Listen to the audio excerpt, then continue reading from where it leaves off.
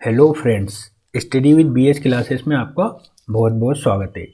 आज हम अपनी वर्ल्ड हिस्ट्री की सीरीज का अगला अध्याय चालू करेंगे, जो द्वितीय विश्व युद्ध पे हम आते हैं। आज द्वितीय विश्व युद्ध प्रारंभ करेंगे। ये कब से कब हुआ था? 1939 से 1945 तक हुआ था। इसके कारण क्या क्या थे? कारण थे इसके पेरिस शांति सम्मेलन में लिए गए निर्णय, इटली और जर्मनी के प्रति लिए गए निर्णय, निशस्त्रीकरण पर बल,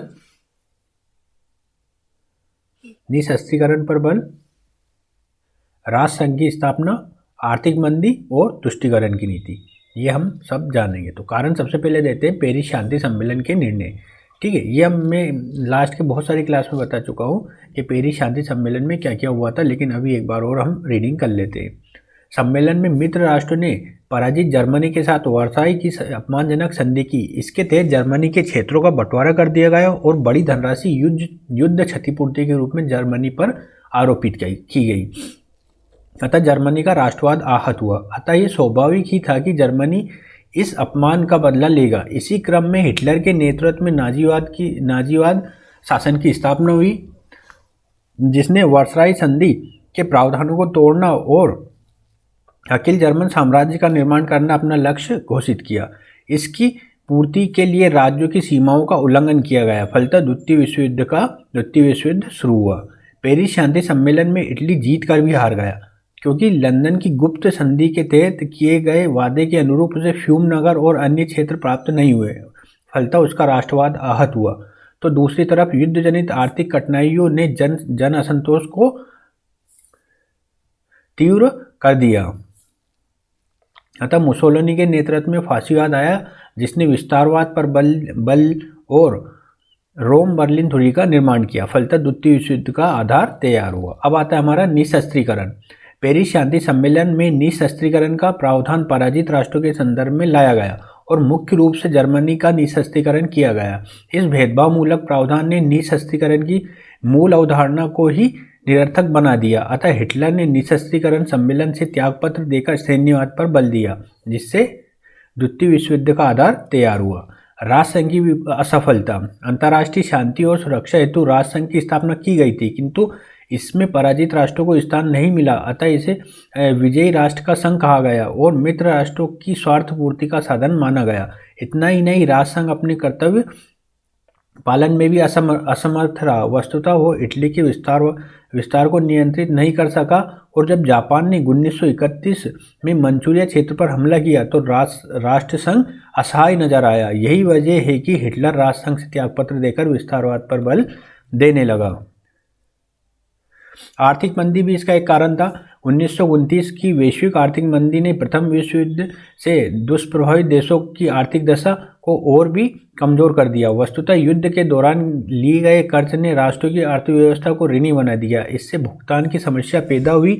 तो दूसरी तरफ मंदी के कारण राष्ट्रों ने अपने आयात पर प्रतिबंध लगाया, जिससे व्यापारिक असंतुलन बढ़ा और राष्ट्रों का आपस में अविश्वास बढ़ा। इसी आर्थिक कमजोरी ने प्रजातांत्रिक सरकारों के समक्ष संकट भी पैदा किया। इसी क्रम में जर्मनी में हिटलर के नेतृत्व में तानाशाही शासन की स्थापना हुई।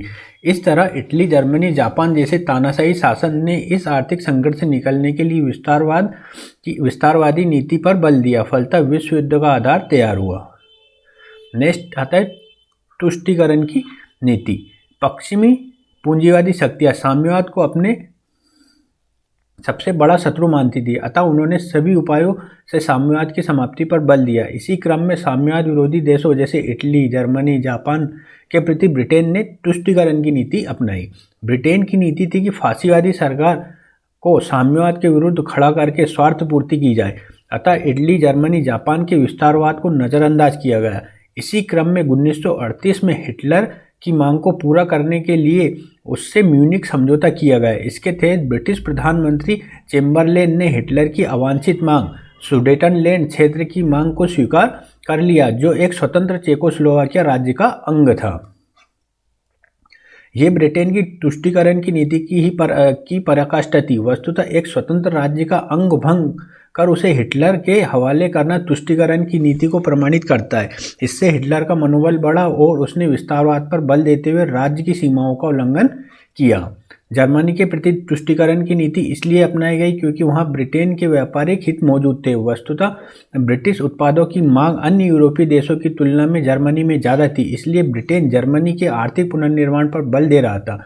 तो साथ ही वहाँ साम्यवाद अपना प्रभाव न स्थापित कर सके, इसलिए वो हिटलर के विस्तारवादी प्रयासों को समर्थन करता रहा। इसी क्रम में ब्रिटेन ने जर्मनी से नौसैनिक समझौता भी किया। इटली के प्रति तुष्टीकरण की नीति इसलिए अपनाई गई क्योंकि ब्रिटेन के हित भूमध्य सागर में स्थित थे और वो नहीं चाहता था कि इटली एक शत्रु के रूप में भूमध्य सागरीय क्षेत्र पर मौजूद रहे। अतः मुसोलिनी जब इथोपिया पर नियंत्रण स्थापित किया तो ब्रिटेन ने उसे नज़रअंदाज किया। दूसरी तरफ मुसोलिनी साम्यवाद का विरोधी था, अतः ब्रिटेन ने उसके सशस्त्रीकरण और विस्तारवाद को नज़रअंदाज करता रहा, जो अंततः द्वितीय विश्व युद्ध का आधार बना। इसी तरह ब्रिटेन जैसे मित्र राष्ट्रों की तुष्टीकरण की नीति विश्व युद्ध का कारण बनी। वस्तुतः ब्रिटेन और फ्रांस युद्ध से बचने के लिए फांसीवादी शक्तियों की अन्यायपूर्ण मांगों को पूरा करके अपमानित होते रहे। इसी क्रम में हिटलर की विस्तारवादी इच्छा बढ़ती गई और अंततः जब उसने रूस से अनाक्रमण संधि कर पोलैंड पर हमला किया, तब जाकर ब्रिटेन और फ्रांस में हिटलर का विरोध हुआ। इसी क्रम में द्वितीय विश्व युद्ध शुरू हुआ। इस संदर्भ में कहा गया है कि मित्र राष्ट्रों ने युद्ध की जगह अपमान को चुना, किंतु वे युद्ध से भी न बच सके। अर्थात पूंजीवादी देश ब्रिटेन व फ्रांस यदि आरंभ में ही हिटलर और मुसोलिनी के विस्तार को रोकने का प्रयास करते तो उन्हें युद्ध का सामना करना पड़ता। इससे बचने के लिए और अपने स्वार्थ पूर्ति हेतु तुष्टीकरण की नीति के तहत उन्होंने हिटलर के अपमानजनक मांगों को भी स्वीकार किया, किंतु अंततः हिटलर के विस्तारवाद को रोकने के क्रम में वे द्वितीय विश्व युद्ध से नहीं बच सके। अब ये पूरी बात आपको समझ में आ गई होगी, अलग से बताने की जरूरत नहीं है। अब आता है द्वितीय विश्व युद्ध के राजनीतिक परिणाम क्या हुए। ठीक है, ये विश्व युद्ध हो गया, अब इसके परिणाम क्या हुए हम जानते हैं। राजनीतिक परिणाम। द्वितीय विश्व युद्ध के पश्चात यूरोप के प्रभाव में कमी आई और विश्व रंगमंच पर अमेरिका की भूमिका बढ़ी। द्वितीय विश्व युद्ध के पश्चात साम्राज्यों के विघटन की प्रक्रिया प्रारंभ हुई, अर्थात उपनिवेशवाद को चोट पहुंची। वस्तुतः यूरोपीय राज्य आर्थिक दृष्टि से कमजोर हो गए, तो दूसरी तरफ उपनिवेशों में स्वतंत्रता आंदोलन तीव्र हुआ। तब बाध्य होकर यूरोपीय राज्यों को अपनी नीति में परिवर्तन करना पड़ा। इसी क्रम में भारत, बर्मा, मिस्र, श्रीलंका आदि देश इंग्लैंड के नियंत्रण से मुक्त हुए, तो साथ ही इंग्लैंड के उपनिवेश जावा, सुमात्रा, बोर्नियो स्वतंत्र हुए और ये इंडोनेशिया के रूप में संगठित हुए। इतना ही नहीं, इटली, जर्मनी, जापान के साम्राज्य भी ध्वस्त हुए। जापान के क्यूराइल द्वीप और सखालिन द्वीप पर रूस का नियंत्रण हुआ। इसी तरह अफ्रीका में राष्ट्रीय आंदोलन को बढ़ावा मिला और अनेक राज्य स्वतंत्र हुए। 1960 में अमेरिका के 16 राष्ट्र स्वतंत्र हुए। द्वितीय विश्व युद्ध के पश्चात शीत युद्ध का विकास हुआ। वस्तुतः युद्ध के बाद विश्व पूंजीवादी और साम्यवाद में बढ़ गया, जिसका नेतृत्व क्रमशः अमेरिका और सोवियत संघ कर रहे थे। शीत युद्ध के कारण प्रादेशिक रक्षा संगठनों जैसे नाटो और वार्सा संधि संगठनों का जन्म हुआ, फलतः सैन्यवाद को बढ़ावा मिला। द्वितीय विश्व युद्ध के पश्चात स्वतंत्र हुए देशों का समूह तृतीय विश्व के नाम से जाना जाता है, जिसने गुटनिरपेक्ष आंदोलन को बढ़ावा दिया। द्वितीय विश्व युद्ध के पश्चात अंतर्राष्ट्रीय शांति और सुरक्षा के लिए 1945 में संयुक्त राष्ट्र संघ का गठन हुआ। अब इस विश्व युद्ध का भारत पर क्या प्रभाव पड़ा। युद्ध आरंभ होते ब्रिटिश सरकार ने भारत को अपना समर्थक घोषित किया, जिससे असंतुष्ट होकर कांग्रेस की प्रांतीय सरकारों ने त्यागपत्र दे दिया। युद्ध के दौरान ही आज़ाद हिंद फौज का गठन कर सशस्त्र कार्रवाई से भारत में ब्रिटिश शासन की समाप्ति की योजना बनाई। भारतीय का समर्थन लेने के लिए ब्रिटिश सरकार ने अगस्त प्रस्ताव के तहत सुधारों के तहत क्रिप्स मिशन भारत भेजा, जिसकी असफलता से भारत में अंग्रेजों भारत छोड़ो आंदोलन शुरू हुआ। चीन पर क्या प्रभाव पड़ा। युद्ध के दौरान जब जापान ने चीन पर हमला किया तो चीन भी द्वितीय विश्व युद्ध का क्षेत्र बन गया, और जब जापान का आत्मसमर्पण हुआ तो चीन में उसके अधीन क्षेत्रों पर नियंत्रण को लेकर साम्यवादी और राष्ट्रवादी दलों के बीच संघर्ष हुआ। अंततः इस संघर्ष में साम्यवादी सफल हुए और माओत्से तुंग के नेतृत्व में साम्यवादी क्रांति हुई। तो ये इस तरह से पूरा द्वितीय विश्व युद्ध के बारे में हमने पढ़ा। अब हमारी आता है चीनी क्रांति। तो चीनी क्रांति शायद आज का टॉपिक है या नहीं है, कंफर्म नहीं कह सकता मैं। चलो तो आज इसको हम कर लेते हैं चीनी क्रांति को। ठीक है, चीनी क्रांति कब हुई थी। 1949 में। तो इसकी पृष्ठभूमि देखेंगे, उत्तरदायी परिस्थितियां देखेंगे, साम्यवादियों की सफलता के कारण देखेंगे और उसके क्या परिणाम हुए ये देखेंगे। ठीक है, एक वहाँ पे कुओमितांग था जो राष्ट्रवादी दल कहलाता था, और एक कुंग चांग तांग था वो साम्यवादी दल कहलाता था। कुछ व्यक्तियों के नाम है जो थोड़े कठिन है, तो उनका पहले मैं बता देता हूँ, जैसे डॉक्टर सन्यात सिंह, युआन सिकाई, चांगकाई शेक, लियांग माओसुत तुंग।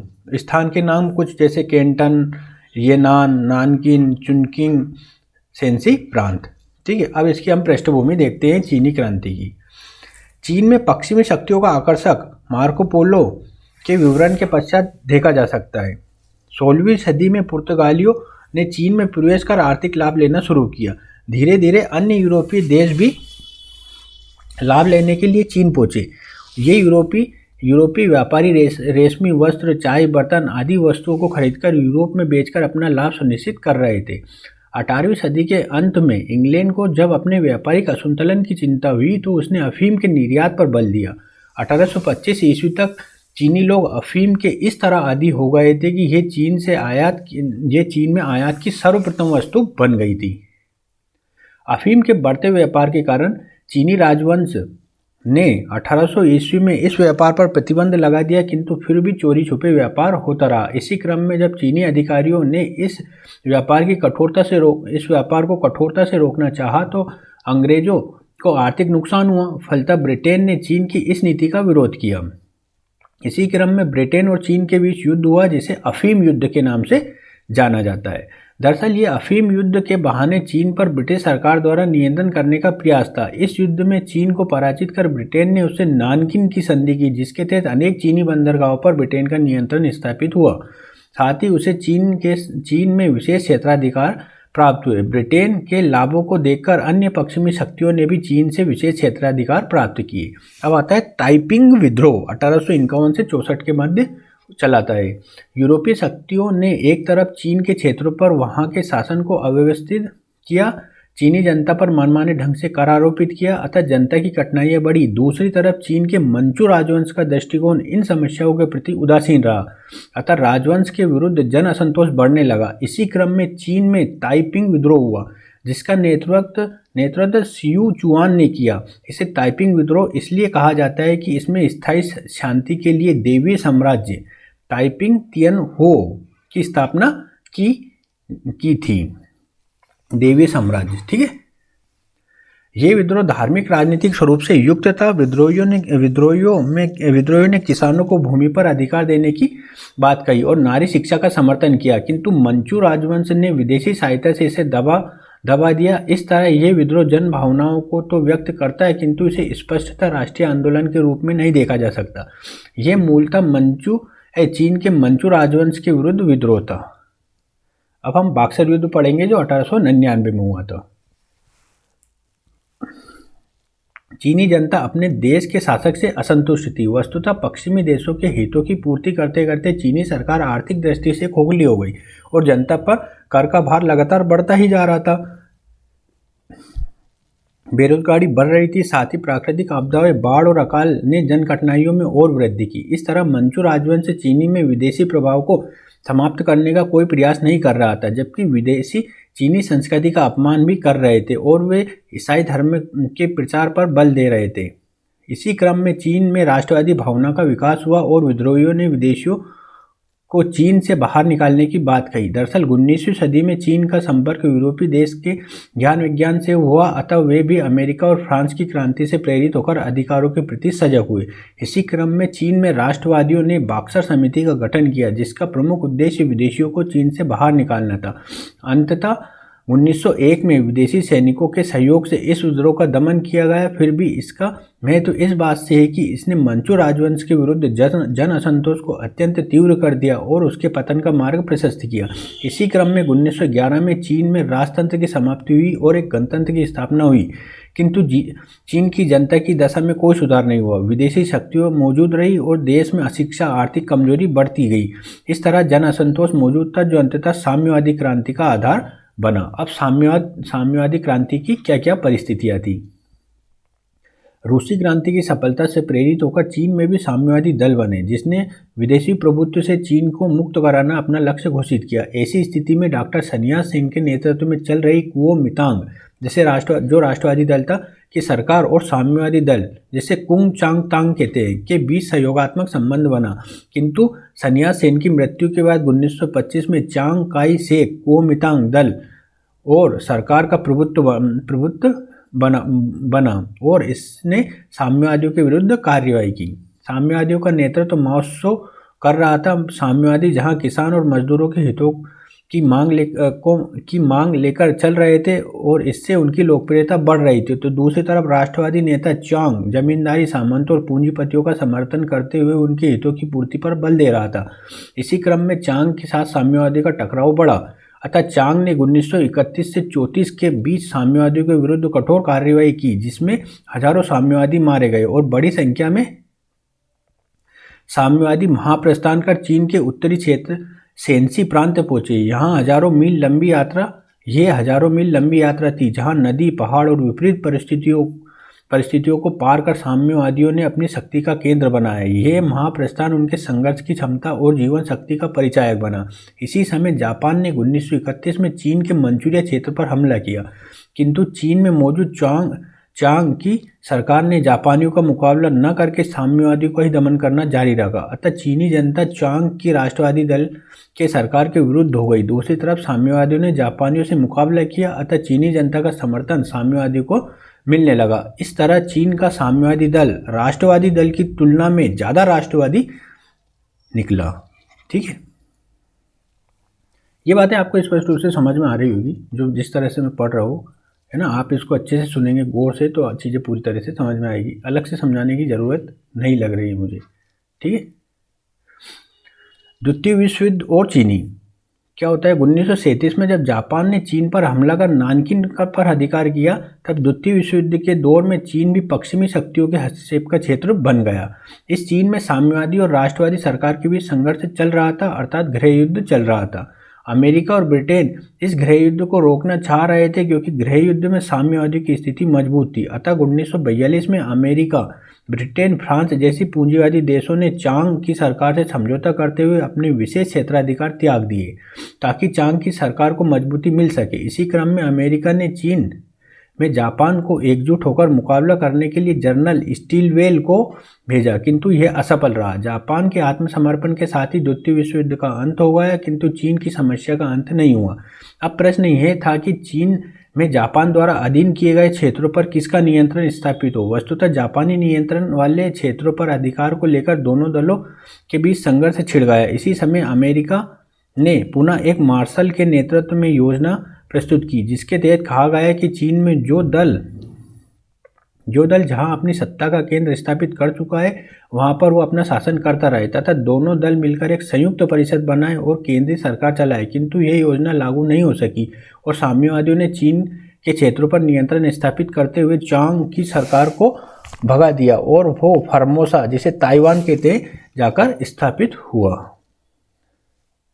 इस तरह चीन में 1949 में माओ त्से तुंग के नेतृत्व में साम्यवादी क्रांति सफल हुई, जो अमेरिका की हार मानी जा सकती है, क्योंकि अमेरिका ने यह प्रयास किया था कि वहाँ की राष्ट्रवादी सरकार सत्ता में बनी रहे, किंतु दूसरी तरफ अमेरिका ने ताइवान में स्थापित चांग की सरकार को वास्तविक चीन के रूप में मान्यता दी। इस तरह अपनी पराजय को मानने में अमेरिका ने इनकार कर दिया। अंततः 1971 में चीन की साम्यवादी सरकार को मान्यता प्रदान की। इस तरह अमेरिका को अपनी पराजय स्वीकार करने में 2 दशक से अधिक समय लगा।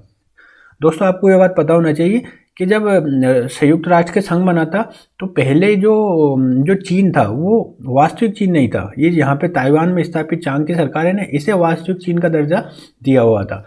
लेकिन 1971 के बाद जाके इस जो वास्तविक चीन है, उस सरकार को यूएन में स्थायी सदस्यता प्रदान की गई इसकी जगह। यह आपको बात याद होनी चाहिए। ठीक है, ये अलग थी इसलिए मैंने बता दिया। अब साम्यवादी की सफलता के क्या कारण है। कुओमितांग दल की सरकार की अलोकप्रियता और भ्रष्ट शासन ने उन्हें चीनी जनता के समर्थन से वंचित कर दिया। कुओमितांग दल के सैन्य संगठन और युद्ध रणनीति की दुर्बलता ने साम्यवादियों को सफल बनाया। वस्तुतः चांग ने जापानी आक्रमण की जगह साम्यवादी को ही अपना निशाना बनाया, जबकि साम्यवादी विदेशी शक्तियों को चीन से बाहर निकालने पर बल दे रहे थे, अतः चीनी जनता का समर्थन साम्यवादियों को मिला। माओ तुंग की छापामार युद्ध प्रणाली, जिसे गोरुल्ला युद्ध प्रणाली कहते, ने साम्यवादी दल की सफलता में भूमिका निभाई। साम्यवादियों ने किसानों और मजदूरों के हितों की बात कर सर्वहारा के शासन की स्थापना का नारा देकर चीन जनता का समर्थन हासिल किया। तो साथ ही साम्यवादी सादगीपूर्ण जीवन और संघर्ष दिखाकर जन समर्थन हासिल कर रहे थे, जबकि कुओमितांग सरकार के लोग सुविधापूर्वक जीवन और शोषण को प्रोत्साहन दे रहे थे, जो उन्हें जन समर्थन से दूर कर रहा था। इसका प्रभाव क्या हुआ चीनी क्रांति का? चीन में साम्यवादी शासन की स्थापना के साथ ही किसानों और मजदूरों की भूमिका बढ़ी, सामंतवाद की समाप्ति हुई, शिक्षा का प्रसार बढ़ा। चीन की राष्ट्रवादी सरकार के प्रमुख चांग को ताइवान भागना पड़ा और वहां उसे अमेरिकी सुरक्षा प्राप्त हुई। इससे अमेरिका चीन संबंधों में तनाव बढ़ा। माओ तुंग की सफलता से प्रेरित होकर अनेक माओवादी गुट अस्तित्व में आए, जिन्होंने गोरिल्ला युद्ध पद्धति को अपनाया और अपने देश में सामाजिक, आर्थिक, राजनीतिक परिवर्तन के लिए हिंसा का सहारा लिया। वस्तुतः माओ का कहना था कि राजनीतिक शक्ति बंदूक की गोली से प्राप्त की जा सकती है। इस चिंतन से प्रेरित होकर विभिन्न देशों के असंतुष्ट समूह शक्ति प्राप्त करने का प्रयास करने लगे, अतः इससे सरकारों के समक्ष आंतरिक सुरक्षा चुनौतियां पैदा हुई। भारत के नक्सलवादी समूह को माओवादी विचारधारा से मिलन इसी चिंतन का परिणाम है। जो भारत में नक्सलवादी गुट चलते हैं वो माओवाद की जो विचारधारा है उससे प्रेरित है। ठीक है, ये मैंने नोट्स बनाए थे, ये आप डाउनलोड करके देख सकते हैं। ठीक है, ये शॉर्ट नोट्स बनाए हुए थे। ये क्या होगा? शॉर्ट्स नोट्स बनाए हुए थे। ठीक है ना, ये पूरा नोट्स होता है। अब आता है हमारा शीत युद्ध। अब शीत युद्ध को कल कर लेते हैं। ठीक है, आधे घंटे की रीडिंग हो गई है। ठीक है, शीत युद्ध को हम कल करेंगे। अब थोड़ा सा ही बचा है शीत युद्ध, और शायद ये शीत युद्ध अंतिम रहेगा। शीत युद्ध अंतिम रहेगा आपका। कल हम पूरा शीत युद्ध कंप्लीट कर लेंगे, और कुछ गुट निरपेक्ष वगैरह बचा होगा तो वो कल हम कर लेंगे। ठीक है, तो आज का वीडियो देखने के लिए बहुत बहुत धन्यवाद।